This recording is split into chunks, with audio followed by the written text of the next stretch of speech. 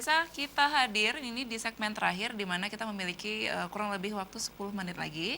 Dan untuk itu kami masih mengundang Anda di 0823 6160 90 90 di malam hari ini bersama Bapak Abdul Hanan SPMM, Bapak Dr. Darmawan dan juga Bapak Teguh Saiful Bahari. Pak Darmawan, tadi bagaimana soal sektor pertanian ini yang sepertinya mulai terkikis begitu dan sudah dialihfungsikan mungkin? Ya, Seperti apa tanggapan Anda, Pak? sebenarnya sih memang ada sebahagian yang sudah mulai teralih fungsi. Dari dulu sawah yang menghasilkan produksi beras-beras yang termasuk misalnya di Aceh Besar itu bisa kita bilang dengan mutu yang ada nama lebihnya. Ya, misalnya belang tamak.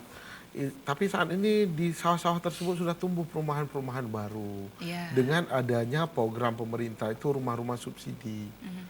Nah, tetapi pemerintah tidak membebankan kepada pelaku usaha perumahan untuk boleh mengambil alih lahan sawah karena dekat dengan perkotaan. Tetapi membuatlah kewajiban cetak sawah barunya minimal ambil 1.000 cetak 2.000 di pinggir gunung. Di sepanjang pinggir gunung Belang Bintang itu masih luas, di daerah kawasan Janto itu masih luas, tanah-tanah yang mungkin masih sangat potensial jika dicetak sawah-sawah baru. Walaupun mungkin dalam setahun belum bisa kita garap 2 kali, tapi lebih kurang ambil 1.000 cetak 2.000 tapi garapnya sekali, ya saya rasa hampir sama. Iya, jangan hilang begitu saja. Benar. Nah, Pak Kadis, tambahan aja. Tadi kan saya menagih, saya yang jawab. Silahkan, Pak. Terkait dengan kehilangan daripada atau alih fungsi lahan tersebut, memang itu tidak bisa dipungkiri. Kita Dinas Pertanian Perkebunan ada program, yaitu pencetakan lahan sawah baru. Tahun-tahun sebelumnya program pencetakan lahan sawah baru itu cuma didukung oleh APBN. Tahun 2019 Bapak Gubernur, Bapak PLT Gubernur dengan programnya itu juga melaksanakan dengan dukungan dana APBD. Tahun 2019 kita laksanakan pencetakan lahan sawah baru 830 hektar. Itu tersebar di Kabupaten Aceh Besar ada 200 hektar, kemudian Kabupaten Pidi ada 200 hektar, Kabupaten Aceh Timur ada 100 hektar. Itu dari sumber dana APBN. Sementara dari sumber dana APBA ada di Biren itu ada 40 hektar, kemudian di Kabupaten Aceh Tami ada 290 hektar, itu 890 hektar. Ini terus ditingkatkan memang. Nah, itu dalam rangka mengembalikan atau menjaga daripada lahan sawah itu sendiri. Namun demikian, alih fungsi lahan sawah memang lebih besar dibandingkan dengan kita membuat lahan sawah baru. Ini juga dilema bagi kita bersama, apalagi dengan kehadiran tol itu diperkirakan 5.000 hektar lahan sawah itu akan hilang. Kemudian kita ada kebijakan yang dibangun adalah lahan LP2B, lahan pertanian berkelanjutan. Nanti akan ditetapkan dengan satu peraturan bahwa lahan sawah berkelanjutan itu tidak bisa dialihfungsikan. Kalau dialihfungsikan oleh usaha-usaha tertentu, itu dia harus menggantikan 2 sampai dengan 3 kali lipat luas lahan tersebut. Itu sedang diproses dan itu kita harapkan di awal tahun 2020 itu sudah menjadi satu aturan yang baku. Kemudian terkait dengan apa yang disampaikan oleh Pak Sepo tadi bahwa kepemilikan lahan sawah petani Aceh itu adalah rata-rata 1/4 hektar. Kita gimana caranya membuat lahan yang 1/4 hektar itu bisa produktif. Yang pertama kita melihat dari lahan sawah yang bisa dilakukan penanaman 3 kali setahun. Artinya lahan ini tersedia air dengan cukup. Itu tidak semua areal itu bisa dilakukan penanaman padi 3 kali setahun. Penanaman 3 kali setahun itu bukan berarti dia harus panen 3 kali. Tidak. Tanam 3 kali setahun. Nah, kalau misalnya kita lakukan dengan mekanisasi, saya pikir ini memang bisa dapat.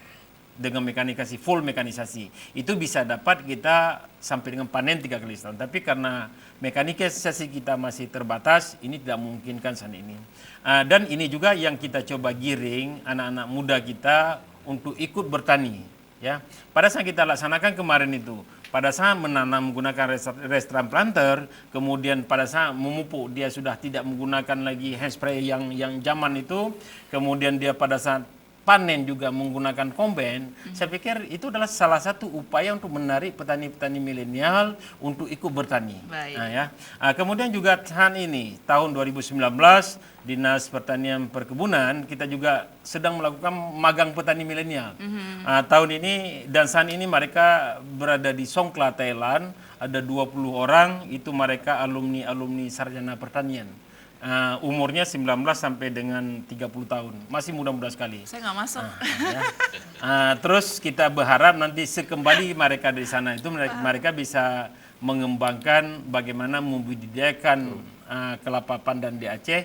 Kita memiliki potensi lahan yang luar biasa sehingga juga petani-petani milenial ini nanti ya kerja bertani itu bukan sesuatu yang gengsi, Iya. Tapi dengan dikelola dengan manajemen yang baik, saya pikir ini salah satu yang menjanjikan untuk masa depan sarjana-sarjana kita yang terutama yang alumni daripada pertanian itu sendiri. Baik, terima kasih Pak Hanan. Pak Saiful tadi ya berbicara tentang surplus beras. Ya, ini kan diharapkan bisa memberikan keuntungan kepada petani yang ada di Aceh.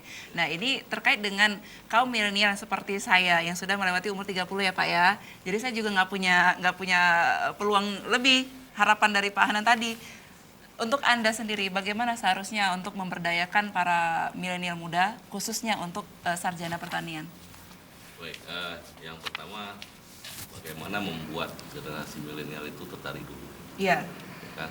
Tentu dia harus diajak dulu, ya, supaya menarik. Yang kedua, dia harus masuk pada penciptaan nilai tambah. Jadi bukan berusaha tani seperti konvensional. Sehingga peran milenial ini dalam meningkatkan nilai tambah. Seperti tadi misalnya kita masih punya kualitas beras yang katanya masih kalah dengan yang di luar. Kemudian kita masih terbatas misalnya pada desain grafisnya, bagaimana kita mendesain kemasan-kemasan yang lebih bagus. Kemudian yang orang bertani itu kan tidak hanya harus turun ke on farm-nya, tapi dia bagaimana berada dalam rantai nilai itu. Misalnya dengan sistem disrupsi yang 4.0 itu atau 4.0 itu, kita mengajak milenial itu misalnya di berdagang beras, bagaimana dia berdagang via menggunakan sosial media atau misalnya dengan menggunakan basis internet. Nah, ini tentu kan sebetulnya di era 4.0 ini kan penciptaan lapangan kerja itu akan luas kalau kita misalnya bisa menangkap potensi yang ada. Sebetulnya jangan dilihat bahwa seolah pertanian itu di on farm saja, tapi nggak di on farm. Dari downstream sampai dengan upstream gitu ya. Baik, Pak, ada saran khusus Pak untuk anak muda Pak? Yang pertama untuk anak muda harus mengetahui bahwa yang pertama negara kita ini negara agraris. Ya, maka itu potensi yang kita punya. Karena negara-negara lain juga bisa makmur dan sejahtera karena dia bekerja pada potensi yang ada. Jadi jangan lari dari potensi. Dan kemudian kenapa misalnya kalau di Indonesia kalau petani itu miskin, kalau bicara di Amerika petani itu orang kaya. Nah, kita akan menuju ke sana. Bagaimana bisa kita jelaskan, bisa kita yakinkan generasi muda bahwa menjadi petani itu Anda akan sejahtera.